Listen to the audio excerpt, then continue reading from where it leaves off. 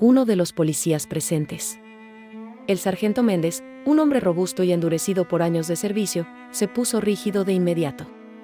Cualquiera que prestara atención notó que le brotaba sudor de la frente y un ligero temblor en los dedos. El silencio que siguió fue más pesado que cualquier argumento legal. Paulo Márquez no ignoró el detalle. Él conocía bien ese tipo de reacción. En su carrera, ya había aprendido a identificar cuando alguien sentía el peso de la culpa incluso antes de ser confrontado. Pero, ¿por qué un policía experimentado reaccionaría así ante un comentario infantil? Intrigado, decidió investigar. En los días siguientes, profundizó en la historia del sargento Méndez, revisando casos antiguos, analizando patrones y escuchando a testigos. Lo que comenzó como una sospecha se convirtió en un hilo suelto en una bola de lana mucho más grande de lo que imaginaba. Méndez apareció en varios casos de robos violentos, siempre como el responsable de detener a los sospechosos, pero algo no cuadraba. Los presuntos criminales, en muchos casos, no tenían ninguna conexión entre sí, excepto el hecho de que todos afirmaban ser inocentes. Las noches de insomnio empezaron a acumularse para Paulo. Sentía que estaba ante algo importante, pero necesitaba pruebas concretas. Decidió ir más allá de los informes y escuchar directamente a las víctimas. Fue entonces cuando encontró un patrón aterrador. En al menos 5 casos, testigos relataron la presencia de un hombre con características físicas similares a Méndez, siempre enmascarado. Los detalles coincidían: la forma en que sostenía el arma, su postura rígida, incluso un pequeño tic en su ojo izquierdo. Pero fue un descubrimiento difícil de probar.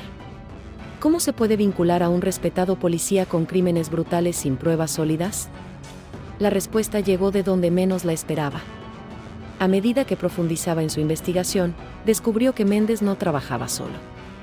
Otros policías, delegados y hasta un juez retirado formaban parte de un esquema criminal dentro de la propia policía. Utilizaron información privilegiada para seleccionar víctimas vulnerables, llevaron a cabo los robos y luego se aseguraron de que arrestaran a los sospechosos equivocados, desviando cualquier investigación que pudiera comprometer al grupo. Era un sistema cerrado y eficiente que funcionaba desde hacía años sin levantar sospechas. Pero ahora, gracias a un simple comentario infantil, el muro empezaba a agrietarse. Pablo sabía que debía proceder con cautela. Cualquier paso en falso podría alertar a Méndez y al resto de la organización. Decidió reunir pruebas en silencio, cotejando declaraciones, revisando imágenes de cámaras de seguridad e incluso utilizando datos bancarios sospechosos. Con cada descubrimiento, la red de corrupción se hacía más evidente. Los policías implicados vivían por encima de su nivel salarial, con propiedades de lujo y coches importados registrados a nombre de otras personas. Para la sociedad, eran agentes de la ley ejemplares, pero detrás de escena, dirigían un imperio de crímenes. El fiscal elaboró un sólido expediente, y ante cualquier filtración, activó el Departamento de Asuntos Internos y un grupo de trabajo federal.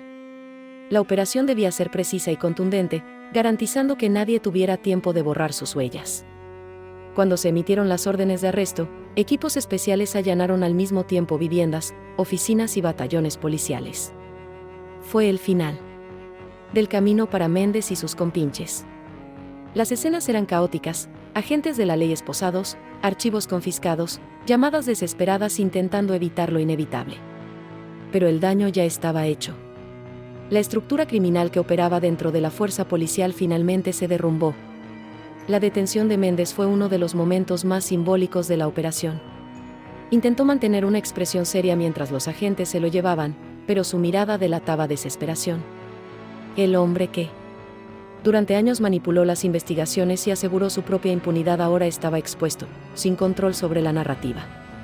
Cuando llegó a la comisaría, el ambiente entre los propios agentes era tenso. Muchos se negaron a creer que un compañero soldado fuera capaz de tal traición, mientras otros intercambiaron miradas silenciosas, tal vez temiendo que la investigación se profundizara aún más.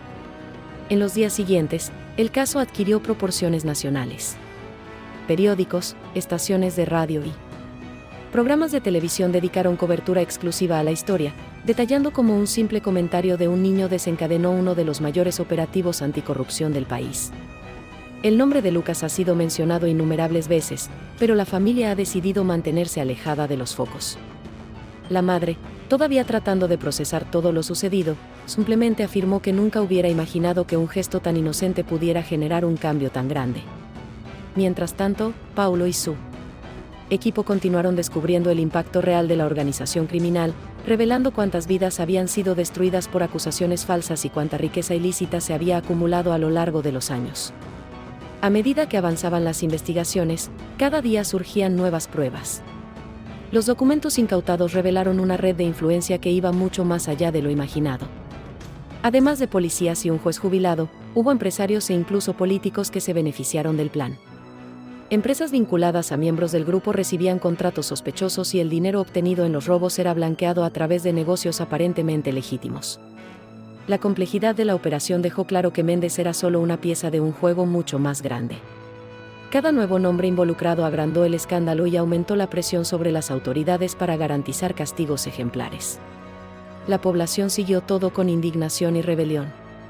En varias ciudades comenzaron a surgir protestas exigiendo más transparencia y rigor en la lucha contra la corrupción policial. El miedo también era un sentimiento presente. Si los criminales que se infiltraban en la fuerza policial habían operado durante tantos años sin ser descubiertos, ¿cuántos otros podrían estar operando de manera similar? El gobierno se vio obligado a responder rápidamente y se anunciaron una serie de medidas de emergencia. Entre ellas estaba la creación de un grupo de trabajo exclusivo para auditar casos pasados en los que Méndez y sus cómplices estuvieron involucrados. El objetivo era identificar cuántas personas fueron condenadas injustamente por delitos que nunca cometieron. Entre las víctimas que dieron a conocer sus testimonios tras el arresto de Méndez, algunas historias fueron particularmente dolorosas. Hubo hombres que pasaron años en la cárcel por crímenes que no cometieron, familias destruidas por la injusticia y personas que perdieron todo después de ser acusadas falsamente. Muchos de estos casos tenían algo en común: las víctimas siempre eran personas vulnerables, sin recursos para defenderse adecuadamente. Con la reapertura de los casos, algunos empezaron a ser liberados, pero el trauma que llevaban era irreversible. Para ellos, la detención de los verdaderos criminales fue un alivio, pero no borró los años de sufrimiento. Paulo siguió de cerca el impacto de la operación. Sabía que una investigación como esta nunca terminaba con arrestos. El sistema había fallado innumerables veces y ahora la sociedad exigía cambios estructurales. Fue en este contexto que nació el Protocolo Lucas, un conjunto de medidas para evitar que crímenes como estos vuelvan a ocurrir. El uso obligatorio de cámaras corporales por parte de los agentes policiales, la creación de una base de datos nacional para monitorear patrones sospechosos y la revisión de procesos judiciales basados en pruebas endebles fueron algunas de las principales iniciativas. Para Paulo, más que atrapar criminales, su papel era garantizar que el propio sistema evolucionara para que casos como este no volvieran a ocurrir. La implementación del Protocolo Lucas marcó un hito en la historia del país. Por primera vez se adoptaron medidas concretas para garantizar que se combatiera sistemáticamente la corrupción en las fuerzas de seguridad. Al principio hubo resistencia de algunos sectores de la policía, pero la presión pública y el impacto del escándalo hicieron imposible cualquier retirada. Las cámaras corporales comenzaron a distribuirse a batallones de todo el país y las primeras grabaciones ya revelaban enfoques policiales abusivos que antes habrían pasado desapercibidos. Poco a poco, la cultura dentro de la corporación comenzó a cambiar. Aquellos que antes se sentían intocables ahora sabían que estaban siendo observados. Para Lucas, la vida continuó sin que él comprendiera realmente el alcance de lo que había causado. Todavía era un niño curioso que no entendía por qué tanta gente hablaba de él en la televisión. Su madre, por otro lado, sintió el peso de la exposición e hizo todo lo posible para proteger a su hijo de toda la atención. Aún así, la imagen del niño en carteles y en los informes periodísticos se convirtió en un símbolo de cambio. La frase, "la verdad puede venir de las fuentes más puras", se repitió innumerables veces, convirtiéndose en un recordatorio de que a veces los ojos inocentes de un niño pueden ver lo que muchos adultos se niegan a ver. Mientras la sociedad asimilaba los cambios, dentro de las cárceles, Méndez y sus cómplices se enfrentaban a una nueva realidad. Acostumbrados a estar del otro lado de los barrotes, ahora experimentaban el sistema que habían ayudado a corromper. Sus defensas legales fueron débiles dada la cantidad de evidencia acumulada. Muchos intentaron negociar acuerdos de culpabilidad para reducir sus sentencias, pero el daño ya estaba hecho. La confianza pública en la policía se había visto sacudida y la opinión popular exigía castigos ejemplares. Al final, no hubo salida. Méndez y los demás fueron condenados a largas penas y sus carreras y reputaciones quedaron reducidas a nada. Pablo, por su parte, sentía que su trabajo estaba lejos de terminar. La investigación había sido un éxito, pero sabía que la corrupción no desaparecería con la detención de un grupo. Había otros Méndez ahí afuera, operando en las sombras, esperando el momento adecuado para actuar. El protocolo de Lucas fue un paso adelante, pero no una solución definitiva. El fiscal entendió que la lucha contra la corrupción estaba en curso y que por cada caso resuelto aún quedaban muchos otros por exponer. Pero al menos por ese momento, pudo respirar con la sensación de que algo había cambiado. Los meses siguientes estuvieron marcados por una serie de giros y vueltas.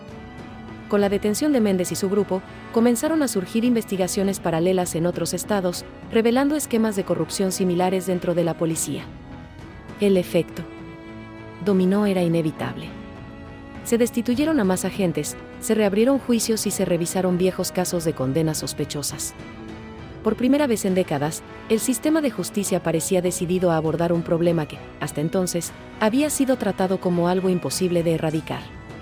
Entre la población había una mezcla de esperanza y escepticismo, se estaban produciendo cambios reales, pero la pregunta seguía siendo, ¿por cuánto tiempo? Mientras tanto, la historia de Lucas seguía resonando. Aún sin comprender el impacto de su actitud, fue recordado en actos institucionales y homenajes públicos. Su madre, siempre discreta, rechazó entrevistas y evitó cualquier tipo de exposición excesiva. Todo lo que quería era que su hijo creciera lejos de miradas indiscretas, sin la carga de ser un símbolo nacional. Pero, nos guste o no, la imagen del niño ya estaba inmortalizada en la memoria colectiva del país. Su nombre estuvo asociado a un cambio que, para muchos, parecía imposible. Hasta ese momento. Con el tiempo, los cambios comenzaron a solidificarse. Las cámaras corporales ya eran parte de la rutina policial y los casos de abuso comenzaron a disminuir. Las investigaciones sobre corrupción interna se han hecho más frecuentes y la sociedad ha comenzado a exigir aún más transparencia a las autoridades. El impacto del protocolo Lucas fue más allá de la policía. Los organismos públicos comenzaron a adoptar medidas similares para prevenir el fraude y la malversación de recursos. Lo que comenzó como un simple comentario infantil había desencadenado una transformación estructural que pocos podrían haber previsto. Para Paulo, el caso siempre sería un hito en su carrera. Había dirigido otras investigaciones importantes antes, pero ninguna con un impacto tan profundo. Aunque sabía que la corrupción no había sido erradicada, había una sensación de logro. Había hecho su parte, más que eso, había ayudado a crear mecanismos que pudieran prevenir injusticias en el futuro. Su nombre nunca sería recordado tanto como el de Lucas, pero eso no importaba. Lo que realmente importaba era saber que su obra había dejado una verdadera huella. Años después, Lucas creció sin recordar el día que cambió su vida y la de tantos otros.